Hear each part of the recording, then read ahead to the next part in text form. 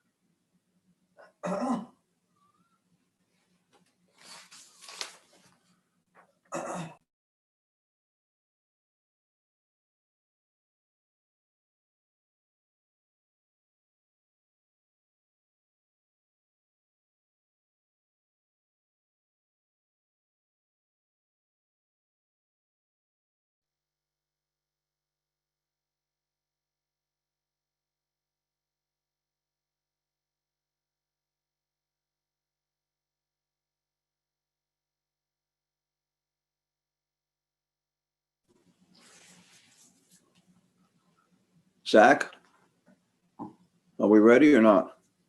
Just 1 more second. I'm almost in. Okay.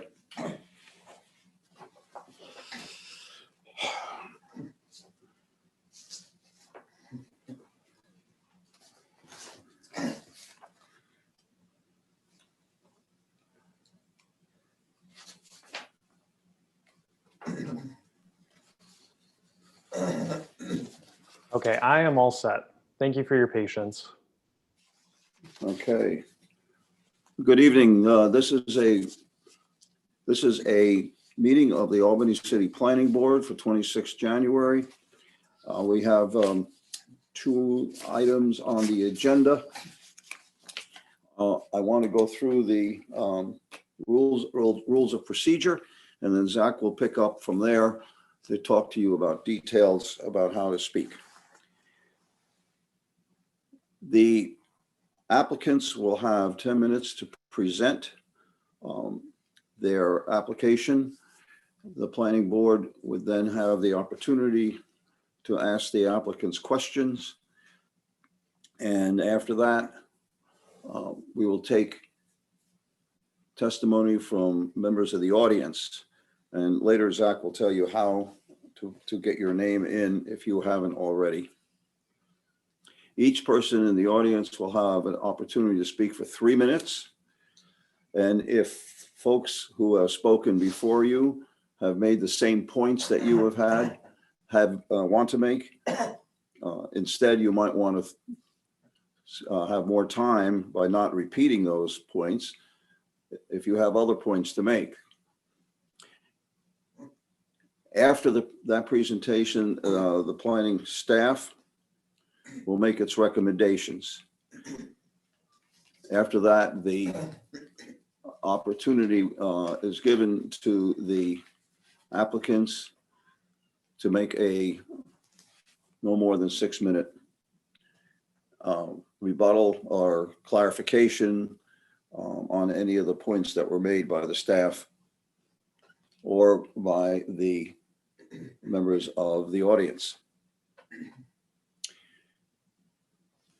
Anyone who is on the Common Council will have 6 minutes to speak as they are representing a larger area. With that, Zach will explain how to get your name on the meeting list, and also tell you about how he will be doing the timing. Perfect. Thanks, Al. So if you have not already signed up to speak, you can do so by sending a chat message to me using the chat feature in Zoom. If you're joining us by phone, you can press *9 when it comes to the point where there'll be public comment, and I'll keep a lookout for that as well. When you send a chat message, please make sure to put your name, your address, and the case or cases that you wish to speak on. When it is your time to speak, we'll have a visual and audible timer going with a warning at the 30-second mark with 1 audible beep and 3 beeps when your time is expired. And if you have any other questions or issues with Zoom or the meeting, feel free to send a chat to me and I'll try and get to it as soon as possible. Thanks.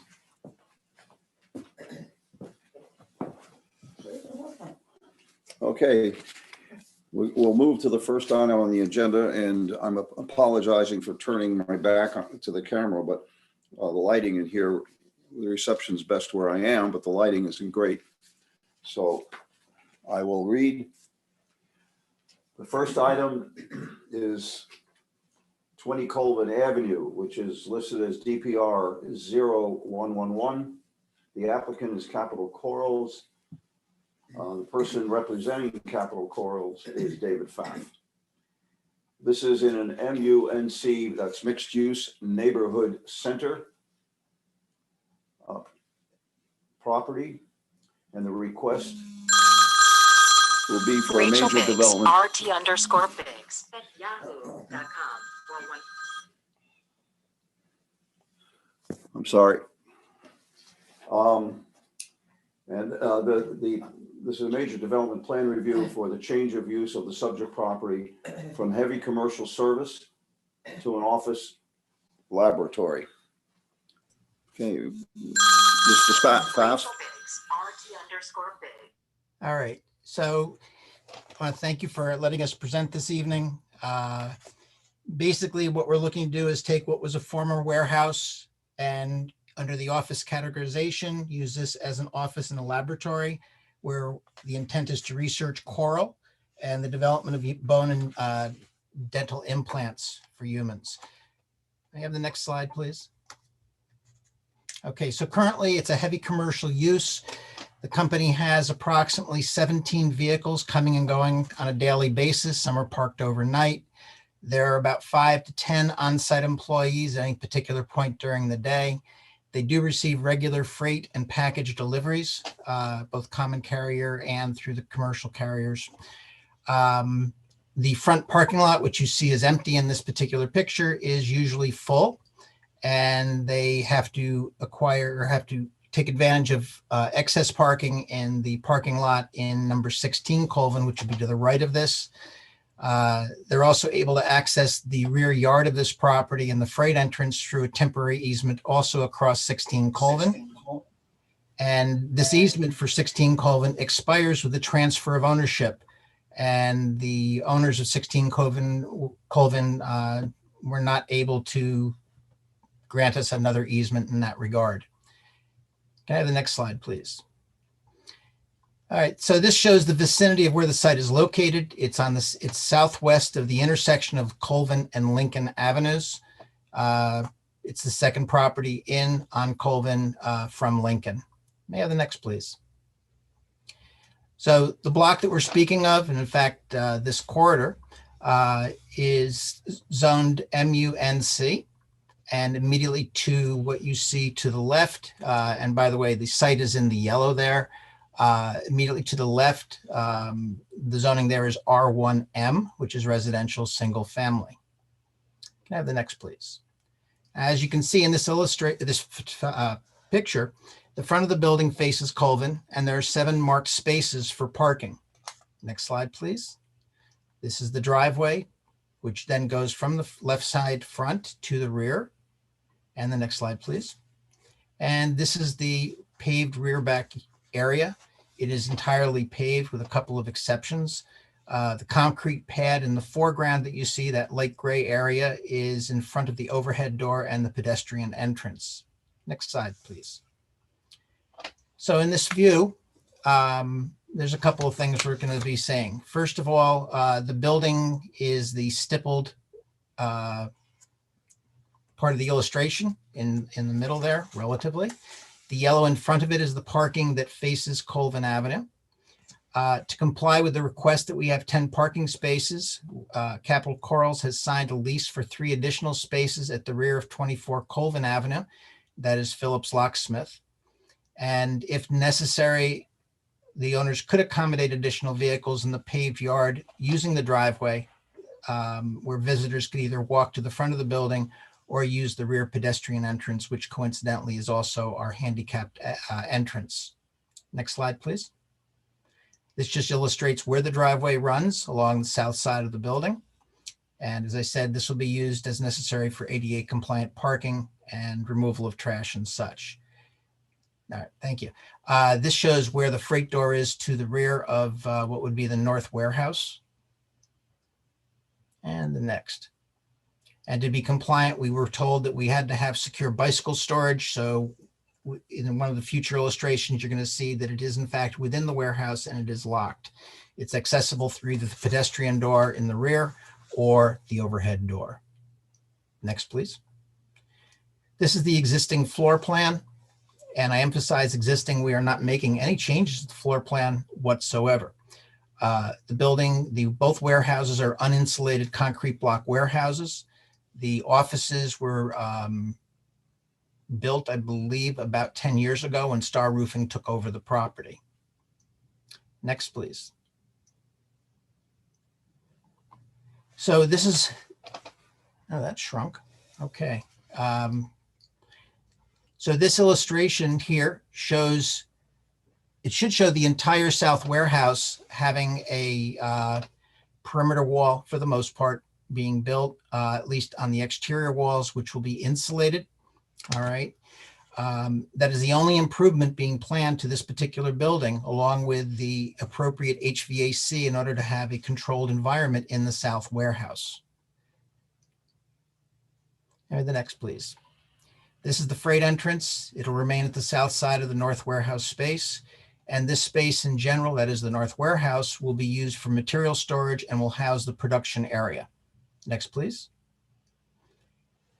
This shows where the secure bicycle storage room would be located. It's already existing, plenty big enough for several bicycles, so there should be no issues there. Next, please. Now, these are images of the company's existing facility in New London, Connecticut. At this time, they're occupying the first floor and a basement of a commercial storefront down there. They are looking to move this facility in its entirety to Albany after the completion of the work on the south warehouse. So what you see here are various tanks for propagation. This is, let's see, the picture to the right is the first floor storefront. The photograph to the left is in the lower level. Next, please. These are images of larger tanks in the basement at that particular building. This is predominantly used for coral cultivation. Next, please. Capital Corals does produce its own supplements and seawater to encourage healthy coral growth. That is part of the research. This shows part of their filtration system and purification systems that emulate the natural environment of the ocean. And all this equipment would be located in the south warehouse. Next, please. The north warehouse is where the mechanics of coral cultivation and processing occurs. This currently involves the cutting of live coral using specialized equipment, mounting the fragments, and then reintroducing them to their native environment in the south warehouse where they continue to grow. Processing of the coral for the research and development of bone and dental substitutes will also occur in this area. Next, please. So in summary, with Capital Corals moving to 20 Colvin Avenue, they will be using their use will be far less intense than the former tenant. They expect no daily visitors. They will see on-site vehicular traffic drop by 400%. There will be fewer employees on the premises. While they may have as many as 6 or 7 employees in the future, they're going to be working shifts, so you'll never have that many on site at one time. There'll be far fewer deliveries, and there'll be no change to the building or the grounds. Next, please. So we believe we've met all the requirements to satisfy everyone in the application, and I welcome your questions. That's it. Does the board have any questions to the applicant? The board may recall that we reviewed this also in our workshop 2 weeks ago. I'm just a bit curious as to why you wouldn't use the rear yard for parking and instead are going to lease additional property. It's predominantly an access issue. It's not a wide driveway, and there's a problem with putting snow there or disposing with the snow. It's gated in the back and locked, so it does present complications. We can't plow it off to the only open side because there's another parking lot right there. Mm-hmm. So Okay. we want to use it as limited as we possibly can in order to just maintain what's necessary. Okay. Other questions? Okay, hearing none. Zach, do we have any speakers? Yes, just bear with me one moment. Let me pull up. We have 2 speakers. Let me call up first, and I'll switch over to the timer view. Mr. Morell, are you there? I am. Okay. Bear with me just 1 second, and I'll pull up the timer. All right. And feel free to start whenever you're ready. Wonderful. Well, thank you very much. Nice to talk with you all. I'm glad we're doing this remote on a snowy night like this for everybody's safety beyond COVID. It's funny. Dr. Gertis did not ask me to speak. Actually, on the contrary, I volunteered. I really can't think of a better use or frankly applicant for this project. I think from an economic development standpoint, this is a great example of infill microenterprise and frankly, infill microenterprise in Albany, which I think we'd all like to see more of. As we all know, we're seeing many businesses offshoring from New York. So to get a good employer invested in the building and one that is also engaged with our neighbors to the west at Albany and can use that for educational opportunities as well as commerce, to me is a win-win.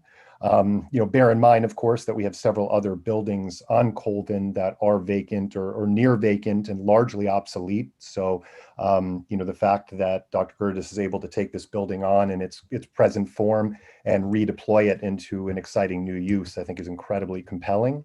From a community engagement perspective, Dr. Gertis is also an educator, and both he and his wife are on the faculty at UAlbany. They're also my neighbors, and on a personal level, I like them very much. I find Michael to be incredibly thoughtful and doing really interesting work, and also to be personally invested in environmental sustainability.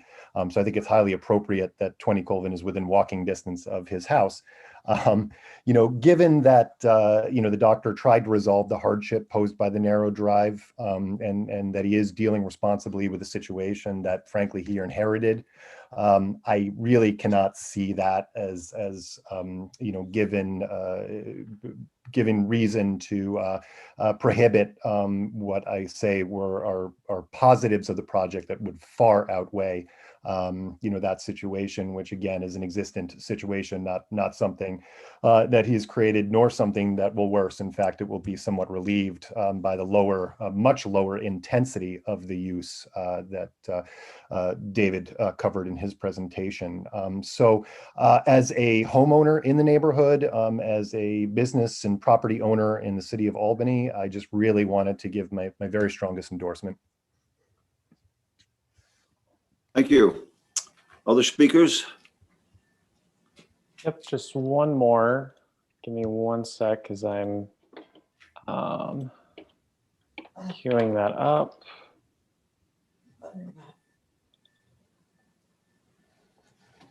All right, Councilmember O'Brien, I think you can unmute and feel free to start whenever you're ready. Okay, can you hear me? Yep.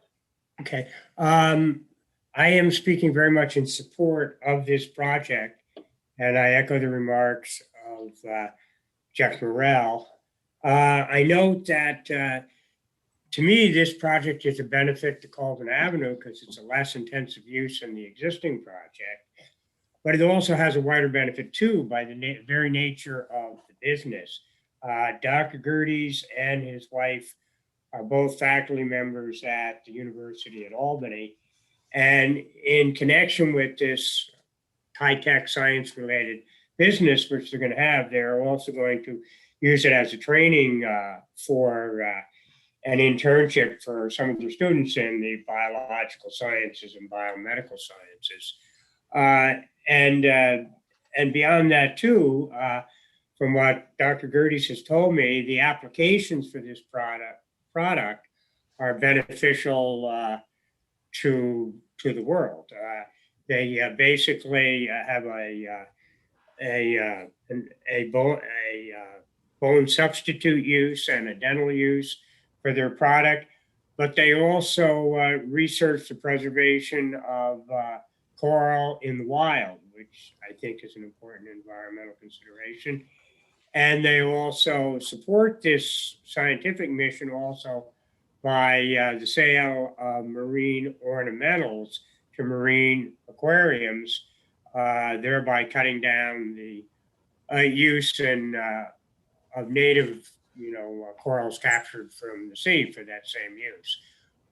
So all in all, I couldn't be more pleased with this as a adaptive use of the building that Star Roofing was in. I do know the operator of it and his wife. And I would note that it's certainly not a new venture for them. Dr. Gerdes has experience in this business from the operation in New London, Connecticut. So I see a benefit. I wholeheartedly endorse it. And I appreciate that. I think they will make a good neighbor onto 20 Calvin Avenue. And that's basically it. Thank you, Councilman. Any other speakers, Zach? No other speakers. Okay. Then if you want to go through the planning staff's recommendations. Again, seems to be a positive project, and I know that you have a number of criteria that you would like to go through. I would suggest that perhaps brevity is good right now. Yeah, thanks. You go over the details without reading everything. Yep. Thanks, Al. Report. Yep. All right. So moving through the 6 review standards, for most of these items, they're relating to any potential negative impacts. And since there are no proposed site improvements or negative impacts associated with the proposed use, there are not going to be any adverse impacts on the surrounding neighborhood, no noise, odors, anything like that. And there's no proposed construction in the exterior portion, so there wouldn't be any adverse impacts for a limited amount of time as well. No outdoor storage is also proposed either for materials related to the use. And similarly, this is not going to create any risks for the public health or safety, and it's a low intensity use. This property was the subject of a previous Board of Zoning Appeals case when it received a use variance to be used for the heavy commercial services use. And the proposed use meets all of the conditions placed for that use variance. There will not be tractor trailers used at the site. Parking is not proposed in the rear of the building except for ADA accessibility, drop off, and trash removal. And in the previous zoning code, it required that all outdoor trash storage must be located at least 10 feet from any lot line. And as the applicant provided, the existing dumpster there is also located more than 10 feet from the side and rear property lines. This project is consistent with the comprehensive plan because it aligns with the land use framework map, which shows this area as part of a local activity node and is classified for commercial uses, which aligns with the proposed office laboratory use. And the applicant has met the parking requirements by providing the increase in parking through an offsite location, and also has provided on-site bicycle parking, so it complies with all components and requirements of the USDO as well as the city code. And there are not any prior requirements or conditions that the project has to comply with.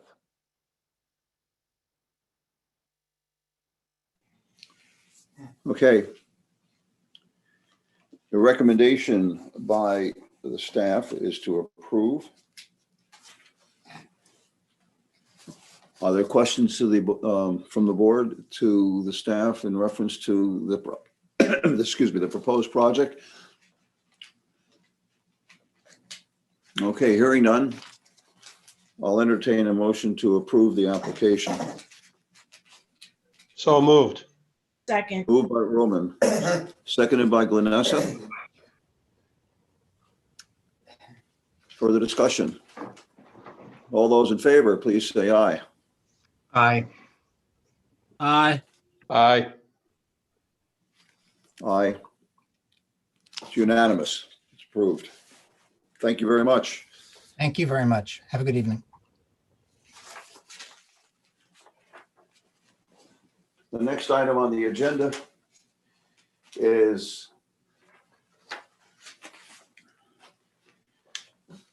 DPR 0113. This is located at 42 and 47 Besh Avenue. The applicant is Ron Stein, and the zoning district is multifamily RM. The request is a concept review of a major development plan. The proposal is for the construction of a 4-story, approximately 60,000 square foot multifamily dwelling with 36 units and approximately 36 parking places. The board received just a little while ago a detailed listing of questions by members of the community, the Delaware Area Neighborhood Association. Unfortunately, it was sent very, very late, and I don't know if we've had an opportunity to read it completely, but I would suggest to those who will be testifying that we do have the letter, and we have the staff's answer to the letter. And this is also a concept review. And there will also be another review of the plan either at the next meeting or future meetings after that. So with that, I would ask for the applicant to speak.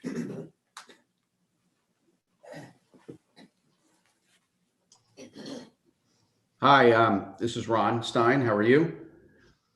Thank you for bringing up the project.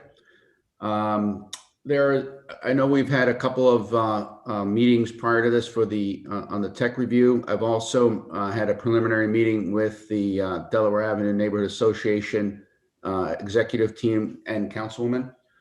And from those meetings, I'll walk through this the project, but we've also made hopefully a couple of positive changes, listening to some of the feedback, as we always do. As you know, I've also done a couple of these similar type projects on Dana Avenue in Park South. I've also worked with that neighborhood association very closely, as I will with the Dana Avenue Neighborhood Association, and try to address as many of the issues with the neighborhood as possible. And we were able to do so with very positive feedback from the Park South Neighborhood Association. And the two buildings that are there are a 30 and a 36 unit building, and they're fully rented, and having really quality renters, and also having the effect of having the surrounding neighborhood make improvements as well. So I think it's been viewed as a positive to both the neighborhood and the surrounding neighborhood as well. This unit building is, as I said, it's a 4-story. It's actually, we've made it a 39 unit dwelling, but listening to some of the feedback, we've increased the spaces to 44 covered parking spaces. given that there's really no parking available in that neighborhood, this will eliminate any need for off-street parking or parking outside of the building. So that should allow even for visitor parking as well. So that I thought that was one of the issues always. As we walk through the construction, if we want to go to the next slide, we've done a couple of things here. We've set back the building, given that there's an easement that for water. And let me give a brief history here. The current land is not developed and has been tried or attempted at, looked at for development for quite a while, but it is a water detention center right now and drain that's actually blocked. We've met with the water department one-on-one as well with the city of Albany and the sewer to work out trying to improve both the drainage. We know that's an issue there. By also, as you see to the green, and I'll let the engineers and experts talk about this as we come up, but adding underground retention center both under the building and underneath the adjacent lot, which we were given the right of easement to. If we go to the next slide, I'm going to have the architect and the engineers go through this as well. But I just wanted to walk through the overall project. On the next slide. This is just more of an in-depth view. We've also noted we've shifted the building a little bit so it's not fully flush on the property line where there are other buildings, other houses right now on the left side. And on the back, we're going to have a retention wall that will be fully engineered. And we also reviewed a similar plan with the city, and we will of course stay with in the city and the engineers there so that there's no issue for it's going to be solid. Next slide.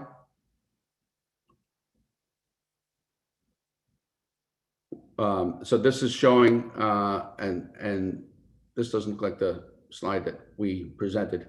Zach, is this the updated one? With the updated one, it just looked like it included the slides with.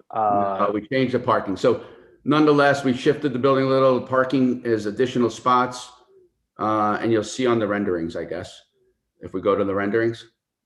Okay. So that's also slightly changed, but let's go to the next one and I'll let, do we have the renderings? Yep.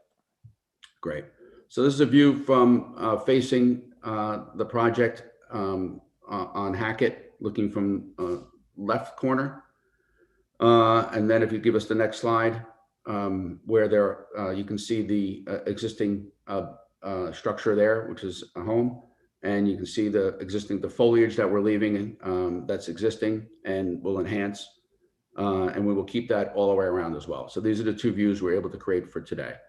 Let me hand this over to Michael Roman, who's the head of C2 Architecture. And Mike, maybe you can start tell them where you want to start from. Yeah, thank you, Ron. Good evening, everyone. If possible, can we share our screen? Because some of the information that we updated on the plan and the site is a little different than what Ron went over. So if possible, it would be a great opportunity just to present that to you guys. I can try and pull up the presentation. It's easier on my end to have the presentation going forward. Please make sure to submit any updates to PowerPoints prior to the meeting.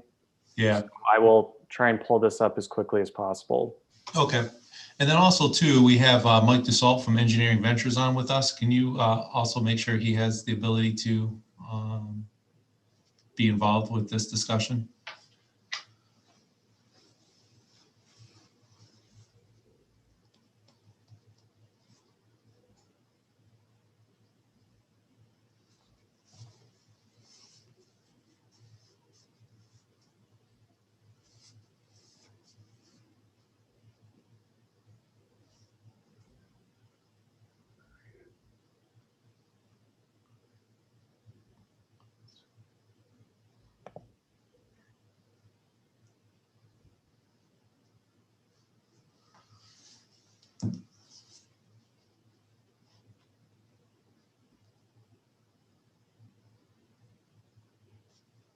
Great. Thank you. So just want to kind of point out a couple different things regarding the site on this, and from the previous one we went through, we've been constantly making updates on here. And one of the things, as Ron mentioned, this is going to be 39 units, not 36 units. And we have 2 points of entry now into the parking garage, which is going to hold 44 parking spaces as depicted on the proposed site. And point of entry as far as pedestrians is going to be on the corner. As you can see the sidewalk there. So I'm going to ask Sarah, who's our project manager for the project, to kind of just walk through some of these other changes. I just want to make sure everyone understands some of the changes that we've looked at. And also I'm going to ask Mike to speak to some of the stormwater management once we get to his slide. So Sarah, if you want to just take us through real quick. Yeah, so I just want to remind the applicants you have 10 minutes, so keep. There's succinct. 2 minutes remaining. okay. As you can see, and we talked about, we added an additional 8 spots to a total 44 rather than the 36, which helps with our unit count. And we also added a couple more units to bring people more to the area. And if you can go to the next one with the blow up plan, sorry. So as Michael mentioned, you can see the 2 driveways here coming in, which allowed us to maximize the parking spots. And we adjusted the pedestrian entry to have a single sidewalk coming into the building along with a crosswalk to bring you across the street of Hackett Boulevard. And I know we talked about previously with a sidewalk potentially going down Hackett towards Holland as well.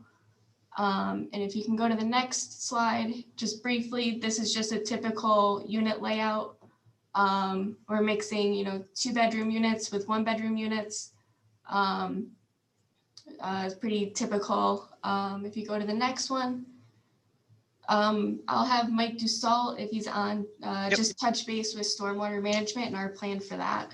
Yeah, there's 3 items I know real quick, time's running out. So there's an existing surface-based stormwater basin, detention basin on the property currently that serves the parking lot and some of the other impervious areas of the hotel.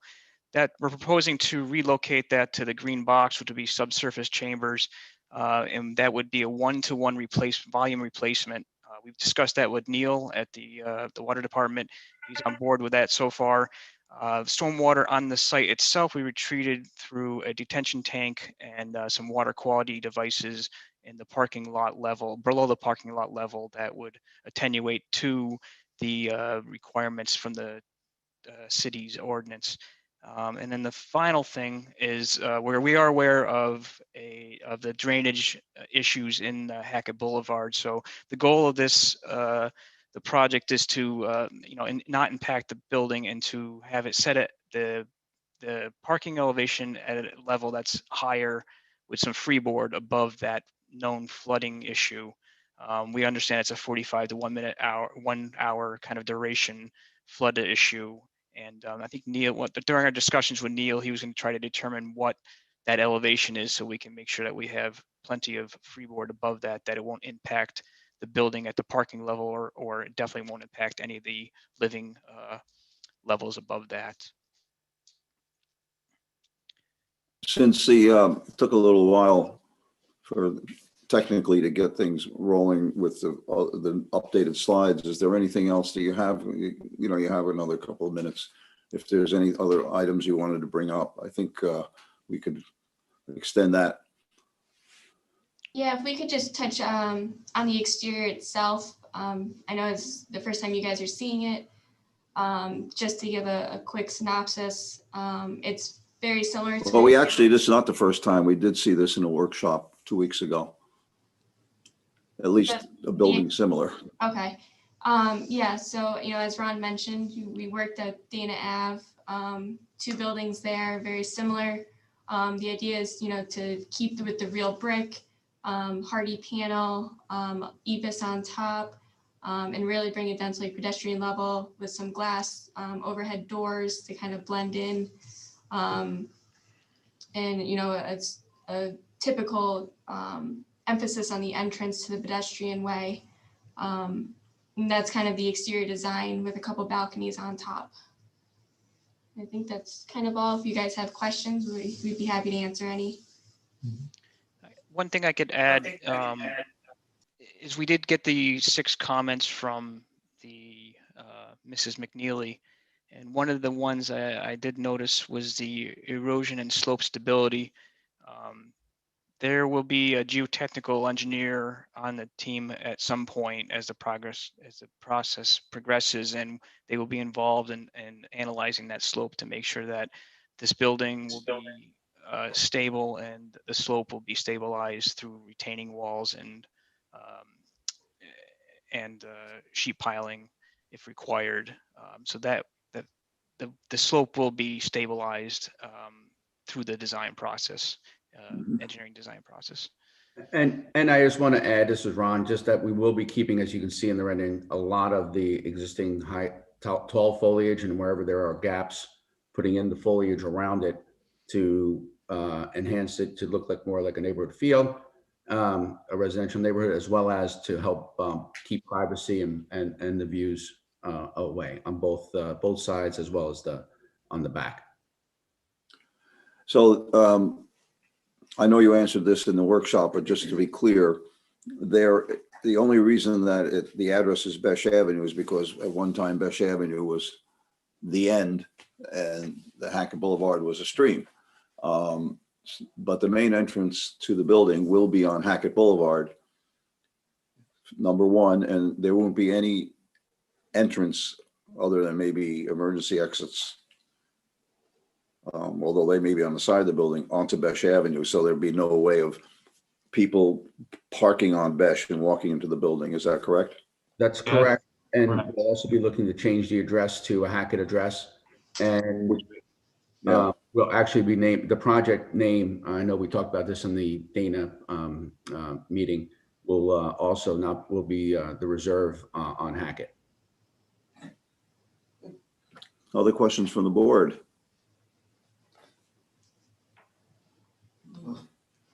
Hearing none. Okay, do we have speakers? Again, I remind the speakers that if you agree with the previous speaker on items brought up, bring up new ones, you'll have more of a time to talk about them. Bear with me, I'm just gonna switch to the timer, so give me just 1 second.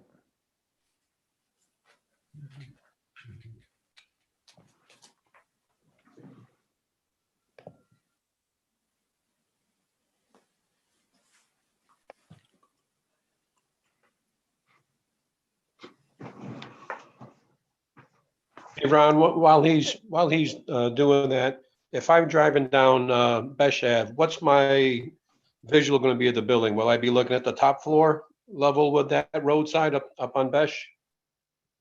You'll be, Mike, do you want to answer that? Sure. Yeah, based on the elevation of Hackett to Besh, we're about 35-foot difference. So really what you're going to see is the top portion of the 4th floor.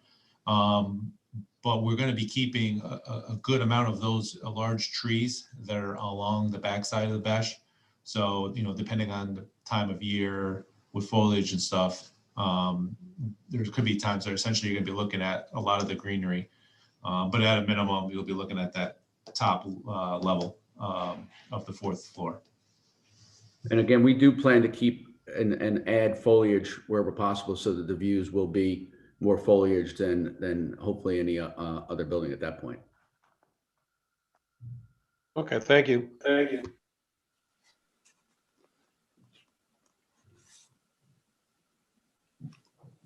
Zach? Yep. Any So speaker? yep, there are. And just as a reminder, I see some people have raised their hands. So if you would like to speak, you need to send a chat message with your name and address. So I'll start calling people from the list, and I will keep looking through the chat messages just to make sure we're not missing anyone. So the first speaker is Brian Pentecost. Mr. Pentecost, are you there? Okay, yeah. Okay, give me just one sec. All right, feel free to start whenever you're ready. Okay, so I'll trim some of my comments because they've partly been addressed, but stormwater and flooding are a problem for this project at its concept stage.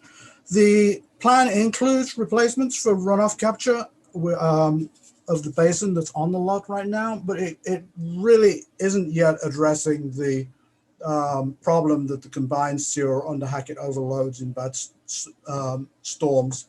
The manhole covers pop and the water can flood to a depth of like 4 feet along Hackett and out onto that lot.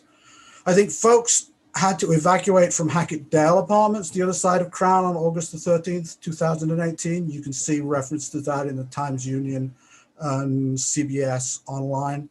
And they had to evacuate for like flood cleanup. And I'm not sure that one building ever got totally reoccupied. Apartments had to do another basement cleanup in August 2020. So we're talking about flood water from a combined sewer, which is going to be dilute raw sewage. And of course, after flooding, you have the mold issues. So either the garage level of the new development would be at risk of drowning at intervals, or solutions like building on an embankment are going to make things worse for nearby structures, as the floodwaters won't be able to spread as much. I'd point out that truck in the driveway would be drowned. You can find pictures of vehicles drowned on that driveway, and the water was like a foot deep at the top, and it stands about 6 foot high. Okay, so looking at the proposal, structure's large, it's wide and shoehorned in. So it's 4 stories and would be high in comparison to nearby buildings on that side of Hackett. I have concerns about how close it would be to me at 3 Crown Terrace. I'd probably be the most affected person. Okay, so yes, it's going to be 4 stories. So the question was, what did it look like from Besh? It is a drop down to Hackett. The developer proposes a retaining wall in that slope. I note that the Delaware Avenue level is inching downwards. We've had cinder block retaining walls topple, and the wall between the upper and lower parking lots of the hotel had to be redone. I think there'll be very limited recreational green space associated with the project, only the small area on the front. I don't think the space at the back will be at all usable because of the retaining wall and the steep slope. Thanks for your attention. I'm done. Next speaker. Yep, just bear with me 1 second.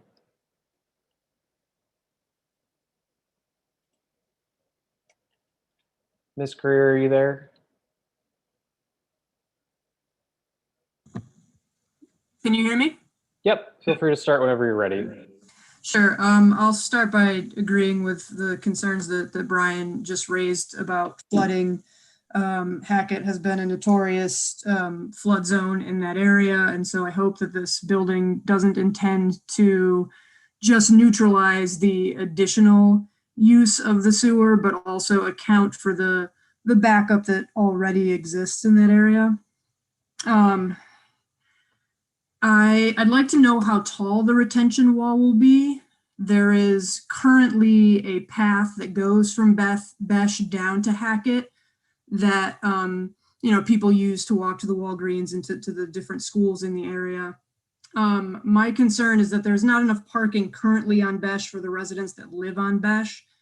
And if there is still a pathway that goes from Besh to this building, I'm pretty certain that it will be used that way.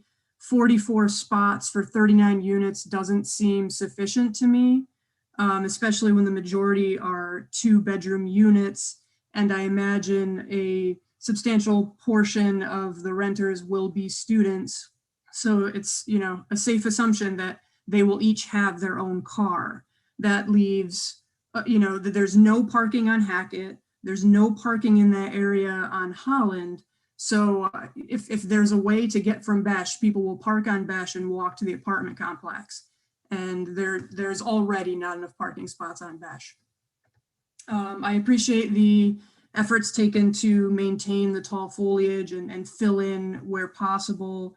That's a concern that I have. I would love to see a proposed rendering from Besh so I could see how much of the building will still be viewable in both summer and winter landscapes. Because those trees right now provide a little bit of a visual barrier to, the commercial area of Holland Ave, and also a little sound barrier. And so, I would appreciate as much fill-in as possible, including maybe a privacy fence similar to what exists behind the Marriott, where that abuts up to the other side of Besh. Finally, I'd just like to point out that a lot of people right now are currently working from home, and a lot of the residents on Besh are elderly and they're just in their homes all the time. So, with that combined environment right now, the noise and sound and dust, et cetera, of this construction concerns me a lot, just of quality of life issue for the people that live on that end of Besh Ave. Thank you for your consideration.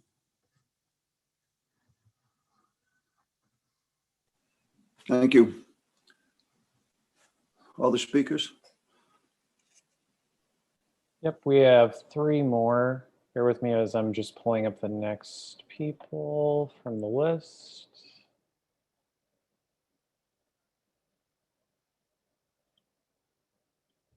All right, Ms. Dubois, are you there?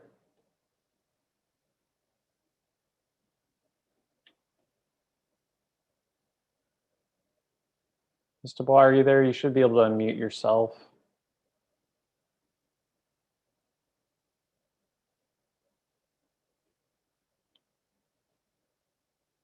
All right, we're going to come back to you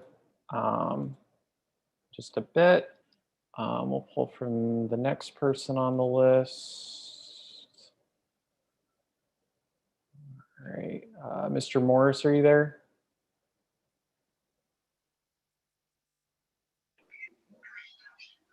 Am I on? Yep. Yes, you are. It's not Mr. Morris, it's Ms. Morris. Okay. Yeah, in general, I'm very much in agreement. I'm in agreement with the previous speakers. One of the issues that I did want to raise, we had a very good discussion with the developer, and I think that he's got a lot of, it takes care of a lot of the concerns that people have about large buildings. This one, I think, is very different from his previous projects. And I think it's important to point out that this is not in a neighborhood. It's along a commercial strip, and it abuts 2 residential neighborhoods. And it's very unlikely that the benefits that he has seen from his previous buildings are going to happen in the 2 abutting neighborhoods to this building. The building crowds Crown Terrace. In the nearest buildings are small, single-story, single-family homes. We've yet to see any sort of elevation from the point of view of Besh Avenue. But again, this building will not have any sort of benefits for Besh Avenue. It will only block a view and probably prevent the passage, the pedestrian passage from Besh to Hackett Boulevard. So, there's all these other issues to consider: the size of the building, the size of the plot, which just seems to be too big for the plot it's at. The questions about, the impact on the buildings on Besh Avenue in terms of their stability and the stability of that wall. Those are all very important concerns. The one other thing that I think that if along Hackett Boulevard and the dead end streets off of Delaware Avenue, there are a couple of other examples of large buildings that have been built on Hackett that, I think that you can talk to the people on Federal for 62 Hackett, which is a office building for Albany Med, and the building at 102 Hackett, which is in a similar location to Kyler Avenue. In all of those buildings, I don't think that there's a resident on any of either Federal or Kyler that will tell you that this has enhanced their neighborhood in any way. So I think that all the other arguments that have to be made either for or against it, I think that one thing that you can take off the table is that this building will have any, real positive benefit for the surrounding residential neighborhoods. Thank you.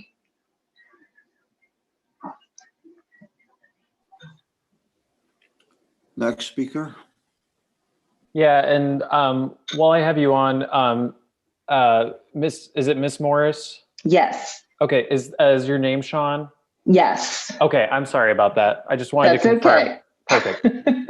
Thank you. Mhm.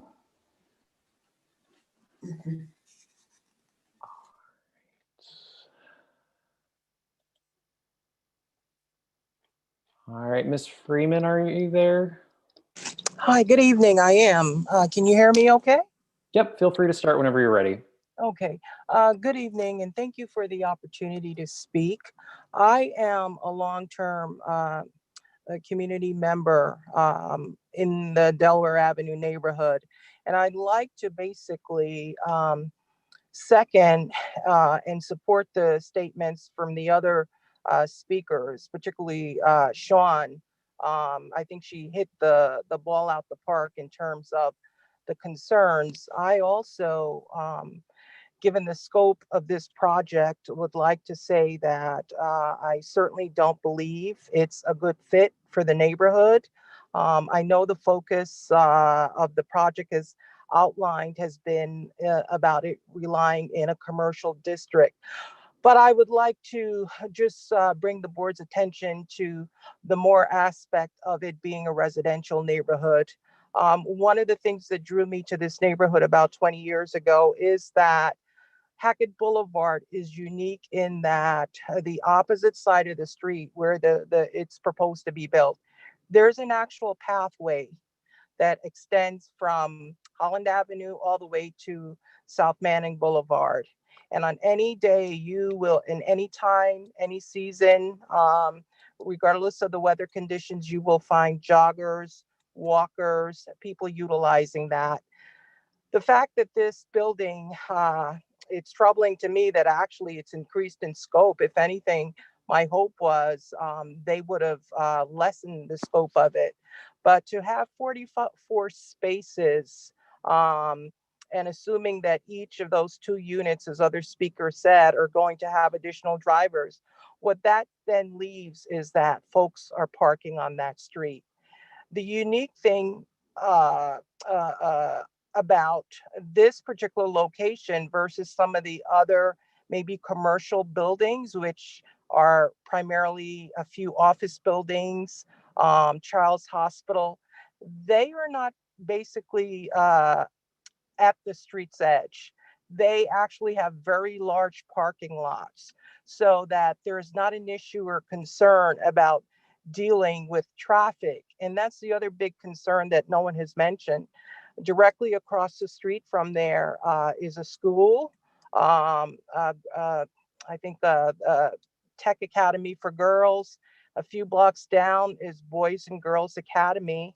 And most people who reside in the neighborhood can tell you that because of location, it is gridlock in relation to traffic at peak times. And adding a unit with 44 spaces, potentially with 80 more people, is just a safety issue. Thank you. Your time is up. Yeah, there's another speaker, Zach.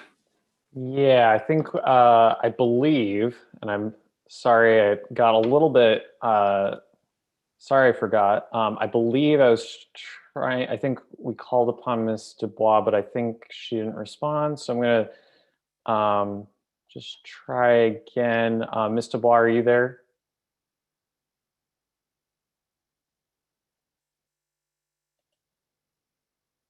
Ms. Dubois, are you there?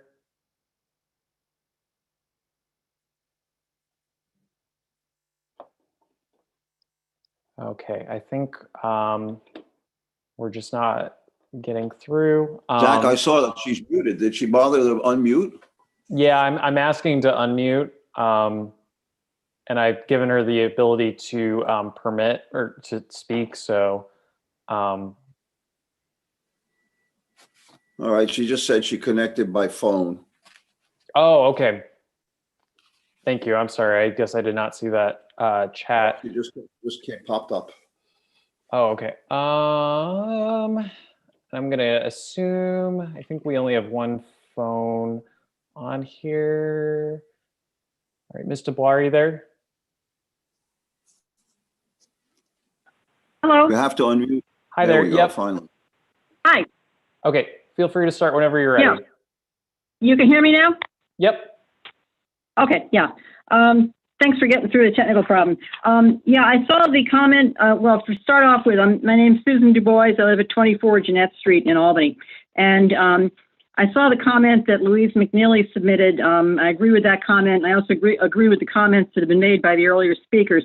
I also saw Zach's responses to the comments.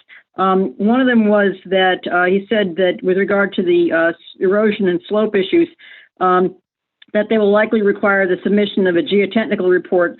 And I think that's a very good idea. I think they should definitely do that, not just likely do that. I'm not sure if anybody really knows what's in that slope. I suspect there may be some fill as well as clay and so forth. So I think that really needs a close look, particularly in view of the problems they've had at the ends of some of the other streets up there. Other question was related to that. You may want to consider, and I think it would be a good idea, to consider requiring a pre-construction inspection of some of the neighboring houses in case there is any damage that results from the vibration and so forth during construction or from land slipping and that sort of thing. I believe there was a requirement like that that was being considered for the big apartment building that was at the corner of Holland and Delaware. With regard to the location of the building, I noticed there's an easement, a combined sewer easement that's marked on there, and the drawing that I saw, at least, the corner of the building practically touches the easement boundary. And I think that deserves a close look for a couple of reasons. One of them is I'm not sure how well the water department knows exactly where some of their lines are. I know there was a problem with finding the city's main water line where it comes into the Normanskill Farm, and then when there was some construction done now and there and a couple of years ago. So I think that really deserves a close look. There are also some surprises underground at that big apartment at the corner of Holland and Delaware. With regard to the stormwater, I think offsetting the loss of the drainage basin and dealing with the impervious surfaces that are going to be created with the new building is probably not adequate, because that area is notorious for flooding, as a number of speakers have said. I think one thing that should definitely be a little bit clearer on the drawings that have been submitted so far is some of the elevations and contour lines, because unless I missed it, I was not able to find what the proposed floor elevation is for the parking garage, and that would be critically important with regard to flooding. So the other thing is there's a Popeyes proposed for just down the corner from there, and I think you probably should look at the cumulative impact of water runoff and drainage from Popeyes and also from the 42 Besh project. Thanks a lot.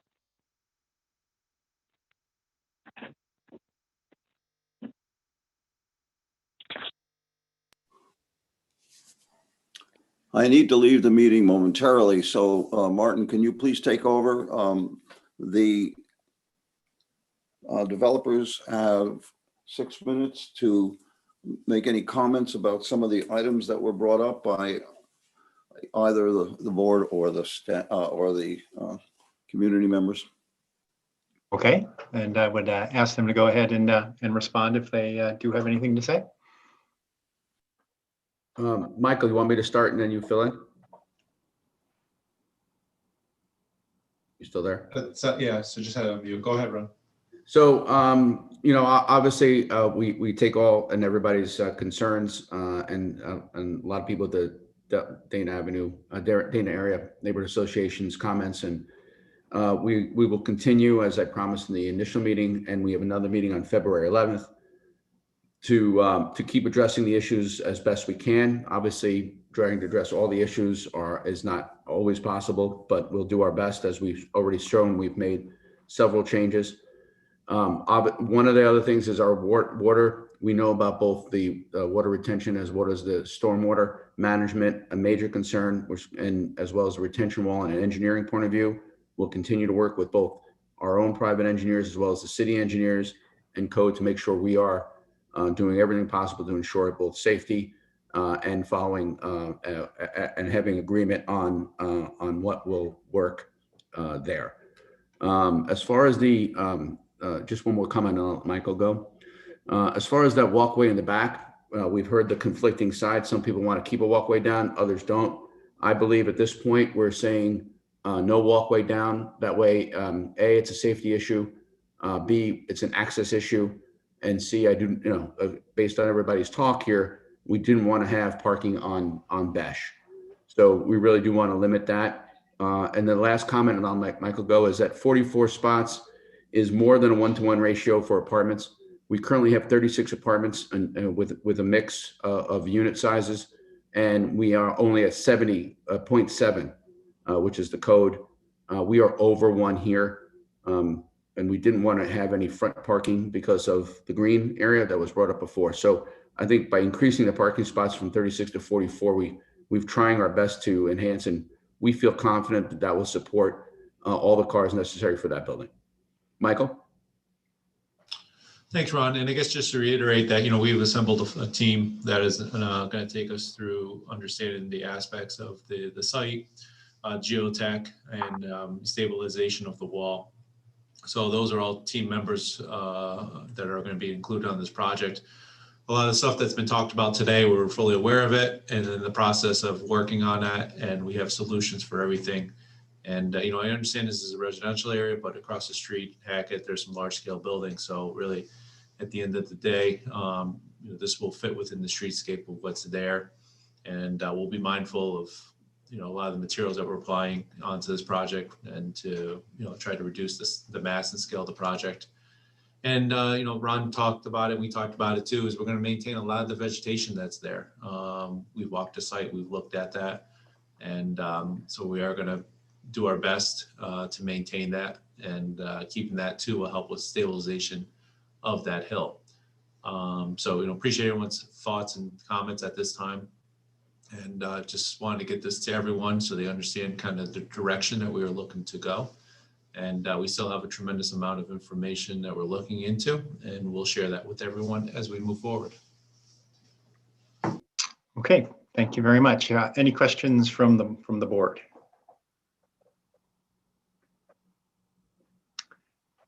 Okay, I've got a couple of questions. One, the retaining wall behind the building, how tall will that be?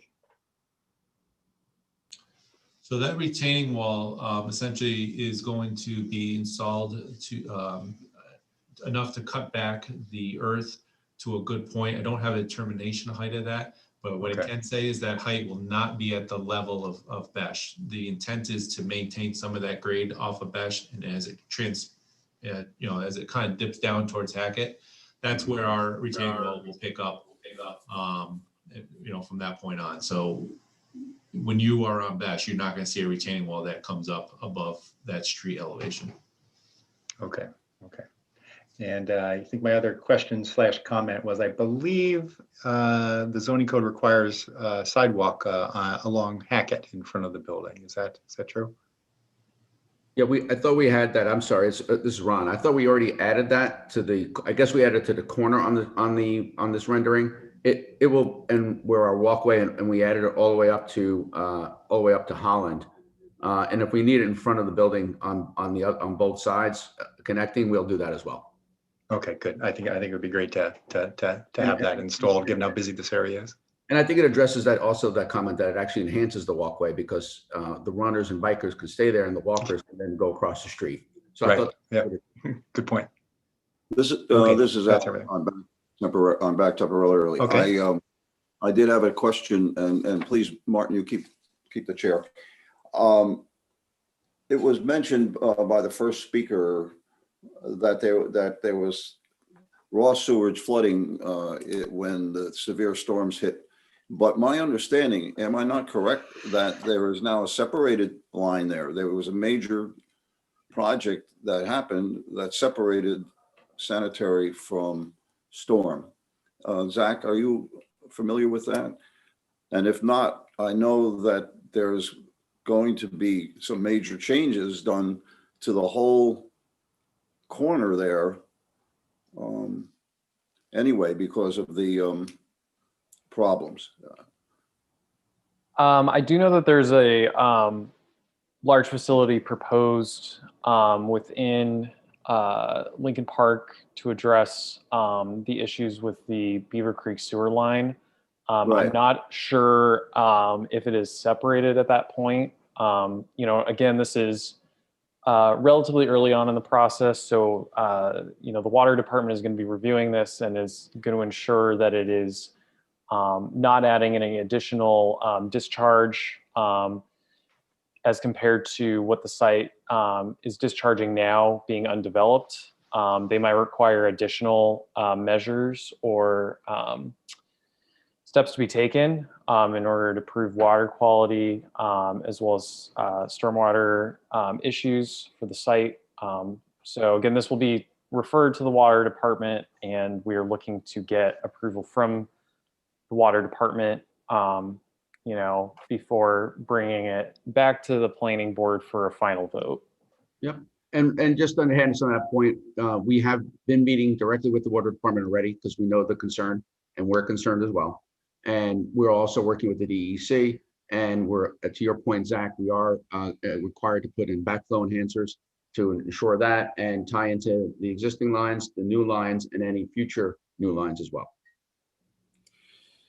And it will definitely decrease the amount of flow, not increase. So we're definitely enhancing the area and not adding to it, the problem. Mm-hmm. It's also been my understanding, and I guess your project in Park South might be an example, but it's been our experience on the planning board that proposed developments of relatively small units has been the trend, and that most of the people who are in those buildings and are renters in some of the projects that we have approved generally don't own cars. They prefer bicycling, transportation, that with buses. So there was a concern about traffic, but I'm wondering if that's going to be a real issue, because a lot of people who are moving into these units don't own cars. At least that's been our experience.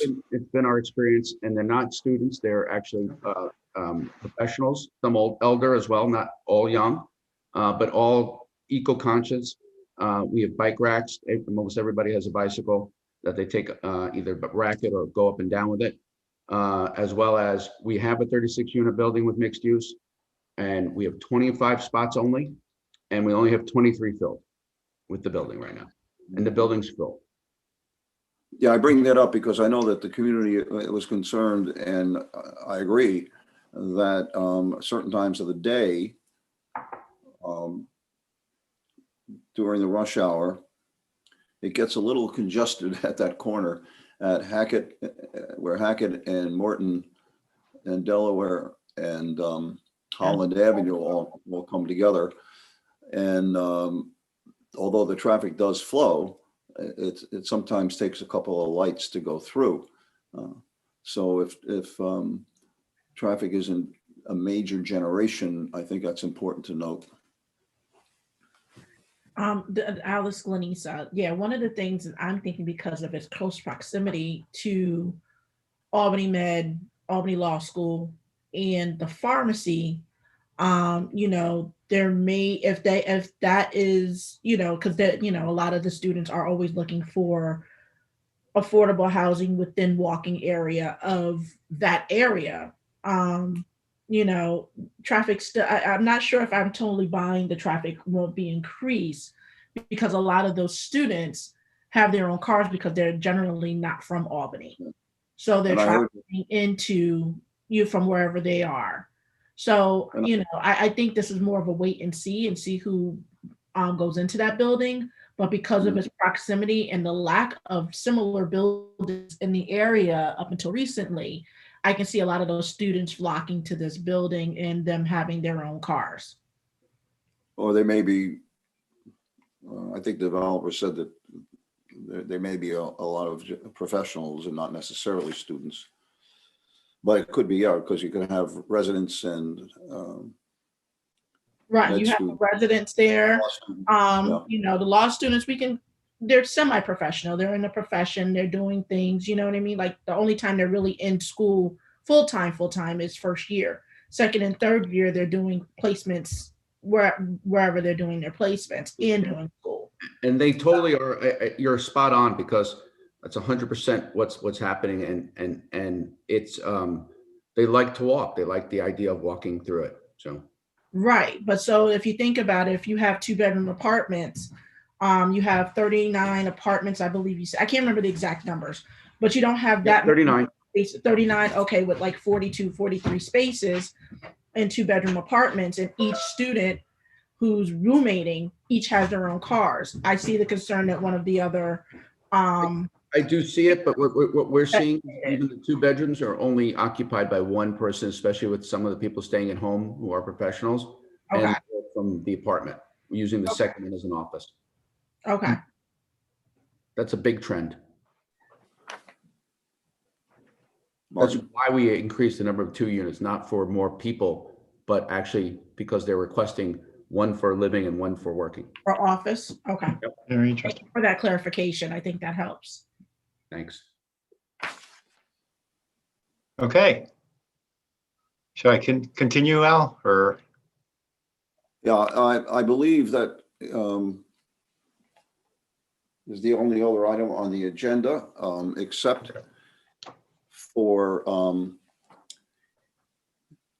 the request to go into executive session for the purpose of discussing the recent developments for the lawsuit against the city concerning the Hannaford Shopping Center on Central Avenue and the blood plasma situation. So we would need a vote by the board to go into executive session. Do we need to do a motion first? Yes. So I so move that we go into executive session. I second it. Okay, moved and seconded. Any discussion? Okay, all those in favor, please say aye. Aye. Aye. Aye. And then the planning staff member, Zach, will record when the executive session is over and the meeting is adjourned. And we'll go into executive session now. Amy, can I just get a clarification? Do we need a separate vote for ending the meeting?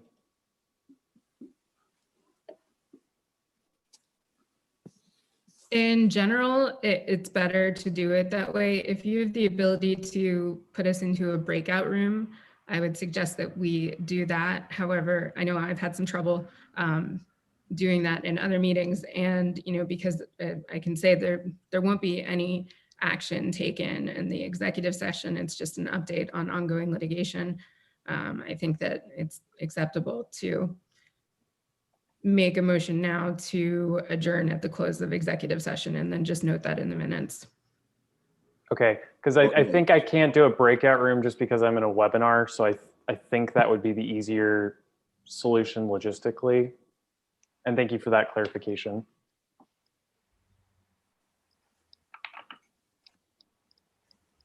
What did I walk back into? We're going We have into to make sure that session, sir. Just be patient. we still have participants listed. I want to make sure that Yeah, we're You're going to not- need to create a separate meeting link. And so Okay. I think we were just saying that we were looking for that separate motion to end the meeting once executive session is finished. And just have that on the record now for this recording. So moved. Second? Is there a second? Yeah, second. Oh, I thought you were saying second. Okay. All those Aye. all those in Aye. favor of adjourning the aye. Aye. Okay. All So right, Zach, do we go out? Do we? Yeah, I am going to end this and stop the recording, and then I'm going to create a new meeting, and I will send that out to all of you in the next minute. I will try to do this as quickly as possible. So thank you